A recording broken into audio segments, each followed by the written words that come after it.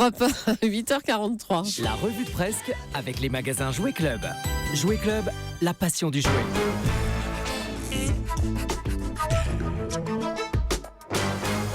C'est presque de l'info, c'est la revue de presque de Nicolas Canteloup. C'est Stéphane Bern qui est avec nous ce matin. Bonjour Stéphane. Oh non, vous ne l'avez jamais faite, celle-là, le ramollissement des selles. C'est ce qui nous faisait sourire, oui. Oh non, oh mais c'est pas vrai, mais où va Europe 1, On se mes chers demande. voisins d'Europe 1. Oh bon, bref, nos James Bond girls sont là, Julie, Caroline. Et puis il est là, le David Bicker que j'adore, oui. Il remplace Natacha Polony. Oui. Je l'ai mis en James Bond girl, c'est pas grave. Oh, bah, Allez, dis donc, Lolo t'es Cabrol fera le méchant, tiens, oui, il fera le docteur No. Wow, d'accord. Il fera pas beau, hein, il nous l'a dit, le docteur No. Et puis notre Thomas Soto fera James Bond 104.7. Oh, oui, c'est Laurent Cabrol. Hein. Je suis un petit complément sur mon bulletin météo. J'ai dit, je parle beaucoup des ours en ce moment, qui font des grosses ours de tanières. Ça me Clary, passionne la tanière des ours en ce moment, parce que ça annonce donc un hiver très froid. Et Alain Juppé, Thomas en parlait, on ne voit plus Alain Juppé. Eh bien, il fait apparemment une tanière, qui est de plus en plus profonde. Alors, est-ce que ça annonce un hiver très froid ou une primaire très rude? On ne sait pas. Je vous laisse poursuivre, ma chère Julie. Oui, on revient à vous Stéphane. Vous avez vu le dernier James Bond? Il y a une James Bond girl française, Léa Seydoux. Oui, Léa Seydoux, oui. Oui, elle est très bien cette petite. Moi, Ah, oui. personnellement, James Bond Girl, j'aurais plus vu la Lucette de François Hollande. En tout cas, c'est un film qui rend un vibrant hommage, vous l'avez tous vu, à la dernière proposition de votre invité d'hier, Emmanuel Macron. Pourquoi? Écoutez, le salaire au mérite pour les fonctionnaires. Je vous explique. Il est quoi, James Bond, jolie Julie? Il travaille pour les services secrets britanniques. Voilà, donc il est fonctionnaire britannique. Et il roule en quoi, le fonctionnaire britannique qui bosse? Historiquement, il roule en Aston Martin. Eh ben voilà, ça prouve que ça marche le salaire au mérite chez les fonctionnaires anglais. D'accord. Parce que pour l'instant, devant nos mairies françaises, c'est rarement le parking du PSG. Donc, vive James Bond et vive Macron. Eh ben voilà. On peut passer au titre maintenant, Allez, si on y vous va, voulez, moi, Stéphane. On vous Oh écoute. oui, c'est mieux que celle plus molle. Allez, disparition. L'ancien chancelier allemand, Helmut Schmidt, est mort. C'était le père du système monétaire, oui, le papa du système monétaire européen. Qui aurait cru qu'entre lui et l'euro, ce serait lui qui partirait en premier? Oui. Ah. Oui. Bon, bref, c'est pas grave, on passe à autre chose. Non, c'est bien. Chacun, allez, ça va vous plaire un petit peu plus. Chacun son défilé ce matin. Nous aurons, vous le savez, traditionnellement, le défilé du 11 novembre. Et cette nuit, à New York, pendant ce temps-là, avait lieu le défilé Victoria's Secret. Ah, d'accord. Et voilà, en France, nous, on fait des défilés de centenaires en habits militaires, et à New York, ils faisaient défiler des bombas sans string. Il n'y a rien à faire, c'est toujours plus glamour aux States. Oui. Dopage et un nouveau scandale de dopage. Des athlètes russes. Non, que nenni, non, des athlètes français, oui. La France est arrivée 7e au JO de Londres. Mais alors je pose la question, mais pourquoi ils ne se dopent pas? Dieu du ciel, nos athlètes français, mais dopez-vous, chotez-vous, je ne sais pas sniffer, piquez-vous, mais qu'on remporte enfin des médailles. Zut, à la fin. Ventre-corps, un mot, tiens, de ce Modigliani. Vous l'avez tous vu, car vous êtes très cultivés autour de ce studio. Ce Modigliani vendu 170 millions d'euros. Il est actuellement d'ailleurs visible à Lyon. Il s'appelle Nu Couché et il a été acheté par Mathieu Valbuena. Oui, il pensait que c'était une photo de sa femme à poil. Et voilà, Benzema a encore pris 170 millions. Il est fort en affaires, ce Benzema. Merci beaucoup Stéphane Bern. On va dire un mot d'Helmut Schmidt, qui est décédé. L'ancien chancelier allemand est mort hier. Les proches de Schmidt Obsèque rapide, bonjour. Excusez-moi, j'étais pris dans les bouchons des défilés. Oui. J'étais coincé derrière un régiment de vieux poilus qui avançait à 2 à l'heure. Oui, bon, allez. On se demande comment ils ont pu combattre quoi que ce soit quand on les voit aujourd'hui. Je suis sûr que pour eux, faire leur lacet tout seul, c'est déjà une victoire plus grande que contre l'Allemagne. Bon, allez, Frédéric. Alors, c'est qui aujourd'hui? C'est Helmut Schmidt. Oui, je vois. 3-4 trains. Plutôt driver. Tu es parti, Helmut Schmidt. Toi qui as tant fait pour les ménagères de notre continent. Avec tes cuisines fonctionnelles au meuble design. Oh non. Toi qui as révolutionné le tiroir à fourchette et le placard à torchon. Non, mais enfin, qu'est-ce que vous racontez, Frédéric Mitterrand? Cuisine Schmitt, non? Les cuisines Ah bon? Schmitt, mais enfin.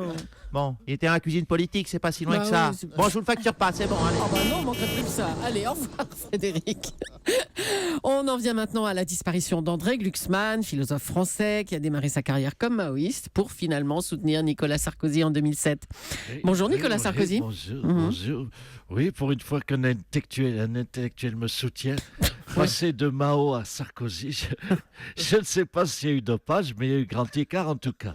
Non, c'est vrai que je suis touché par la disparition d'André Glucksmann. André qui m'a soutenu, c'est gentil de l'avoir appelé, Mme Julie.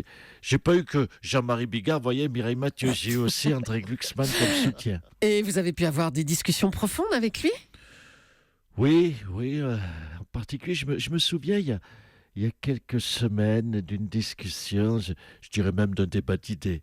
J'avais demandé à André Glucksmann, je lui avais dit, je me souviens de cette phrase, je lui ai dit, dis donc Dédé, tu crois qu'il va finir par venir au PSG, Ronaldo? Oh là là, mon Dieu.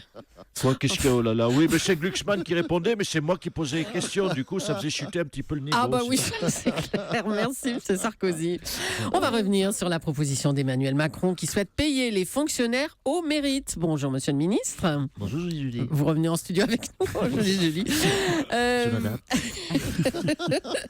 Vous voulez mesurer la performance d'un fonctionnaire.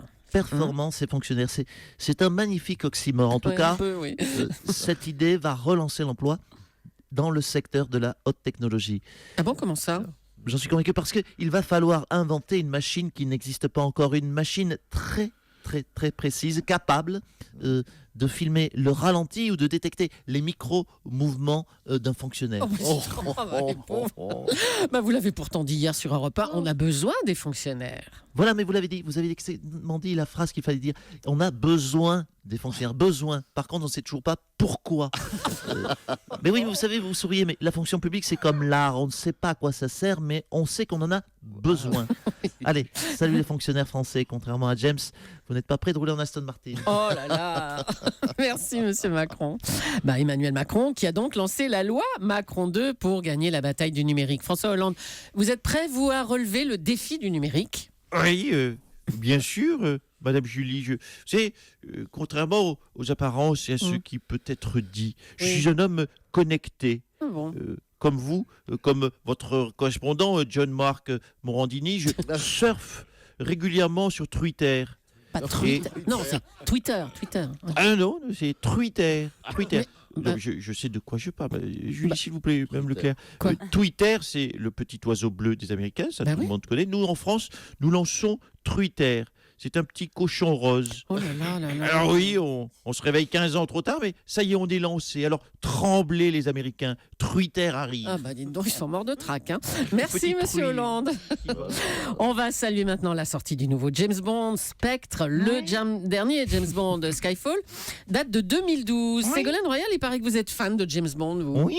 Oui, bon, écoutez, n'essayez pas une pathétique imitation mais contentez-vous à lire l'heure, Madame Pardon, Julie. oui, bon, s'il bah, vous écoutez, plaît. il est Alors, 8h51, voilà. voilà, ça, là c'est mieux, c'est bien. Oui, donc vous l'avez dit, le dernier James Bond était, rappelez-moi l'année, donc de 2012. Voilà, 2012. Comme, écoutez, comme Françoise, c'est fou, James Bond.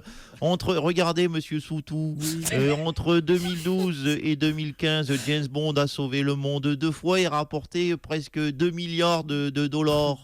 Alors que François, entre 2012 et 2015, qu'est-ce qu'il a fait? Il a toujours pas fait le choc de simplification.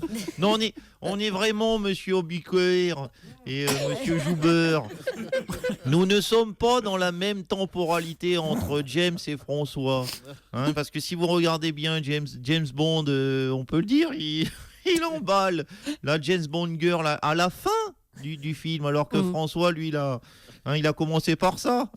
Et avant la mission, il a dit, allez, où la James Bond girl, le rue du cirque, ok, je commence par ça.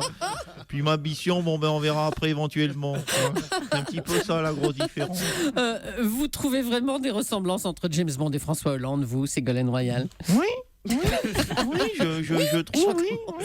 James Bond à Mouni Pini, hein. François à Myriam El Khoury, hein, la fille d'ailleurs de Sean Connery. James Bond a une Aston Martin. Ouais.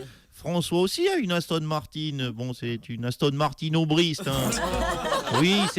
Bon, ben voilà, c'est un modèle plus familial, plus carrossé, plus spacieux, disons-le. Hein, James Bond, il reçoit, si vous regardez bien, il reçoit ses missions de M. Hein, vous le savez tous, vous êtes passionnés par James Bond, il reçoit ses missions de M. François, lui, fait plus une politique de M. Hein, voilà, ils sont tous pareils. Hein. En revanche, il y a quand même une petite différence. Ah bon, tiens, laquelle alors? James Bond, il utilise les gadgets de Q. Et ça, c'est plus des scores que François. Oui, bon, d'accord. Allez, Oui. pour terminer. Oui, vous pouvez rire là-dessus aussi, ça va pas vous, hein. Ça va pas vous enlever votre réputation d'intellectuel autour de cette table. Bon, pour terminer, Ségolène Royal, votre James Bond préféré? Casino Royal. Bien sûr. Merci Madame Royal. Alors on le disait à 8h, Céline Dion prépare un nouvel album avec Jean-Jacques Goldman. Et avec vous, Francis Cabrel, bonjour. Oui, bonjour, mon cher Thomas Soto. Vous avez écrit une chanson pour Céline Dion donc. Écoutez, Thomas Trotto, j'ai paupières lourdes comme des bouteilles de butane. Effectivement, Thomas, je suis allé voir Céline Dion dans sa maison de Miami. En fait, c'est comme chez Morandini, mais en plus petit. Et effectivement, Céline a eu la gentillesse de me demander une chanson. Alors ça s'est passé, je reviens à cette scène, c'était en 2010 qu'elle m'a demandé la chanson. Et dès le printemps 2015, la chanson était prête. C'est une question de temporalité. Ah oui. ouais. 5 ans seulement pour faire une chanson. D'habitude, je mets 8 ans, mais là, il faut savoir s'adapter au rythme américain. Tout va plus vite là-bas. Bon. Merci beaucoup Francis Cabrel pour cette première interview exclusive après cet album à venir de Céline Dion. Merci Nicolas Canteloup qu'on retrouve demain en direct à 8h40 pour la revue de presse Et sur tout Europe 1. à l'heure aussi à 12h50 dans Europe Midi avec Jean-Michel Apathy et Maxime Switek.